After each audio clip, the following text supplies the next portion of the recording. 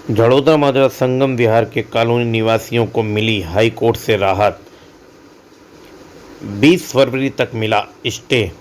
अब देखने वाली बात यह है कि जो राजनीतिक गलियारे में चर्चा है कि राजनीतिक दलों के लोगों के द्वारा वकील उपलब्ध कराने पर इस तरीके की कार्रवाई पे स्टे मिला है, लेकिन कहीं ना कहीं ये सोचने विचार करने वाली बात है कि जो पिटिशनर आइटम नंबर 33 रहे हैं उनके वकील के द्वारा ही ये स्टे मिला है। और जो राजनीतिक दल के लोग अपनी वाहवाही करने में लगे हुए हैं, कहीं ना कहीं क्षेत्रीय जनता के साथ ये एक बहुत बड़ा खेल खेला गया है। अगर लोकल पिटिशनर के द्वारा स्वयं लड़ाई ना लड़ी गई होती तो राजनीतिक गलियारों के नेताओं द्वारा सिर्फ बयानबाजी की गई। जो हकीकत है उस पर जानने की ज़रूरत है। आइए जाने इस हकीकत के बारे में, कैसे मिला स्टे और किसको मिला स्टे, देखिए वीडियो में। मेरा नाम दीक्षित कुमार झा है। झा जी, जो कल सुप्रीम कोर्ट हाई कोर्ट में एक मामला रहा है संगम विहार और झड़ौदा माजरा को लेकर, डेमोलिशन को लेकर, उस मैटर पे जो कोर्ट ने निर्णय दिया है उसके बारे में बताएं। मैटर था, हमने चैलेंज किया था अभी 9/11 को जो नोटिस आया था उसको चैलेंज किया था स्टे लेने के लिए, बिकॉज उधर एविक्शन और डेमोलिशन का जो डेडलाइन था वो 19 और 20 था। तो उसके अगेंस्ट में हम लोग इंडिपेंडेंटली अपने लॉयर्स किए और लॉयर्स को यूज़ करके उन अपने ज़्यादा फैक्ट्स एंड रिसर्च करके फाइनली हमने इस चीज़ को अचीव किया जो भी हमें स्टे ऑर्डर मिला। प्रोसेस में अगर आप पूछेंगे कि प्रोसेस कैसा था, उसमें क्या डेवलपमेंट हुई, कोर्ट रूम में क्या हुआ, तो उसके बारे में थोड़ा सा ब्रीफ कर देता हूँ। हम लोगों ने ये सोचा कि इंडिपेंडेंटली लड़े और पॉलिटिकल इन्फ्लुएंसेस से थोड़ा दूर होके एज अ सिटीजन जो हमारे राइट्स हैं कॉन्स्टिट्यूशन में, उसके थ्रू हमने पिटिशन डाला आर्टिकल 226 के तहत। और फर्दर डेवलपमेंट्स में हमने इंडिया के one of the best in fact human right activist plus advocate, senior advocate in fact supreme court के, जिनका नाम कॉलिन हेनरी गोन्साल्वे, उनको अपीयर करवाया। डेवलपमेंट्स में कोर्ट में हम लोग की लिस्टिंग 33 नंबर पे थे, आइटम नंबर 33 था। हम फर्स्ट नंबर पे रिप्रेजेंट किए। हमारे जितने पिटिशनर्स थे उसमें टोटल 16 थे जो कि एक्चुअली चैलेंज कर रहे थे 9/11 को, जिसका बेनिफिट सबको ही मिलता है।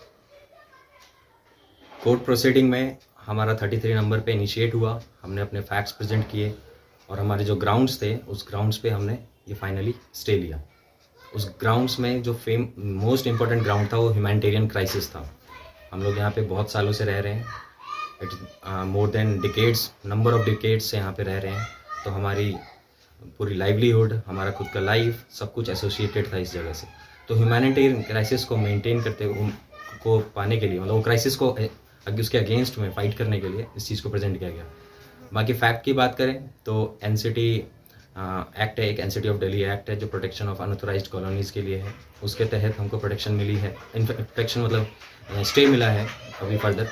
एंड आफ्टर दैट हमारा जो मेन जो इशू था, जो इनिशिएट किया था कॉलिन साहब ने, उन्होंने डीमार्केशन को ही चैलेंज कर दिया था, क्योंकि डीमार्केशन में जो यहाँ के लोकल लोग हैं उसको पार्टी नहीं बनाया गया था। इनफैक्ट उससे पहले भी जो केस था नीरज वर्सेस दिल्ली गवर्नमेंट, उसमें भी पार्टी नहीं बनाया था। तो नेचुरल जस्टिस की भी एक बात आ जाती है, उस नेचुरल जस्टिस के बेसिस पे भी हमारा जो ये केस था बहुत ही स्ट्रांग हो गया था। हमें बहुत साल से हम यहाँ पे रह रहे हैं, तो रिहैबिलिटेशन के लिए तो हमको हमेशा ही मौका मिलेगा अनडाउटेडली, लेकिन हमारा ओनरशिप क्या है यहाँ का, उसको चैलेंज किया था नीरज कुमार ने। नीरज कुमार के जो वकील थे उन्होंने अपनी ओनरशिप को प्रूव किया, इनफैक्ट प्रूव कर चुके हैं। कोर्ट का जो 2019 का ऑर्डर है वो नीरज कुमार ने इस एरिया का जो खसरा नंबर मैंशनड है वो उन्हीं की ओनरशिप है, लेकिन अभी तक पोजीशन ट्रांसफ़र नहीं हुआ है। तो हमारी ओनरशिप कैसे मेंटेन होगी, उसके अगेंस्ट में भी हमने फैक्ट प्रेजेंट किया। कॉलिन साहब ने ये एनसीटी एक्ट को भी कोर्ट किया और साथ में 33 वाली जो लिस्टिंग थी हमारी उसकी हियरिंग हो रही थी। तो 35 नंबर पे भी कुछ पेटिशनर्स थे जो एग्रीव्ड थे, वो लोग भी यहाँ पे अंदर प्रेजेंट हुए। उनके भी सीनियर एडवोकेट थे जयंत मेहता साहब, उन्होंने भी प्रेजेंट किया और एनसीटी एक्ट को सब्सटैंशिएट करते हुए हम दोनों ने इसको आगे और फर्दर प्रोसीड किया।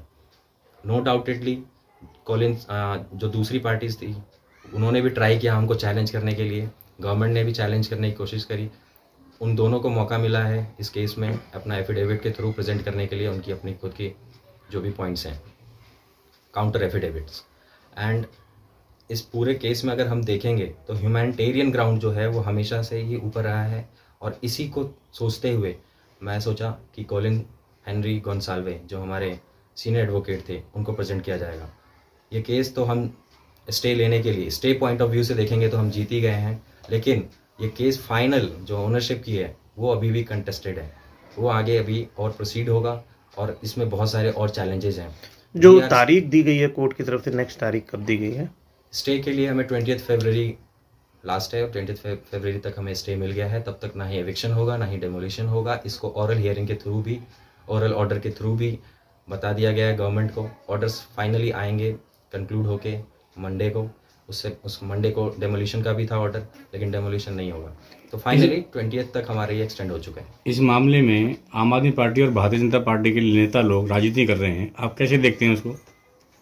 राजनीति करने वाले तो राजनीति करेंगे ही, लेकिन मेरे को अगर मेरे से अगर कोई प्रभावित होगा तो वो इस तरीके से हो सकता है कि कोई भी इंडिपेंडेंट पर्सन अगर उसके कोई भी राइट एब्रोगेट हो रहे हैं तो कॉन्स्टिट्यूशन में वो प्रोटेक्टेड है। उस आदमी को खुद भी वो इंडिपेंडेंटली जाके अपने आप को रिप्रेजेंट कर सकता है। और ख़ासकर अगर यूनाइटेड रहें, जैसे कि हमारी पूरी टीम थी, हम लोग इंडिपेंडेंट थे, हमने खुद से ही अपना मनी कंट्रीब्यूट किया, ट्रस्ट डेवलप किया, कॉन्फिडेंस में लिया लोगों को कॉन्फिडेंस लेने के बाद एक ग्रुप बनी हमारी, उसमें एक कोर मेंबर्स का भी एक ग्रुप बना जिसने पूरा रिसर्च किया, लॉयर्स के साथ जो भी हमारा कोऑपरेशन एंड कोऑर्डिनेशन था वो सारी भी हुई। एंड फाइनली उस सब डेटा के साथ रिसर्च के बाद एक इंडिपेंडेंट पर्सन कैसे आगे प्रोसीड कर सकता है उसका बहुत ही अच्छा एग्जाम्पल है ये। अगर आप पॉलिटिकल अफेयर्स की बात करेंगे तो पॉलिटिकल अफेयर्स हमेशा आएंगी, क्योंकि वो भी यहाँ पे पार्टी थी।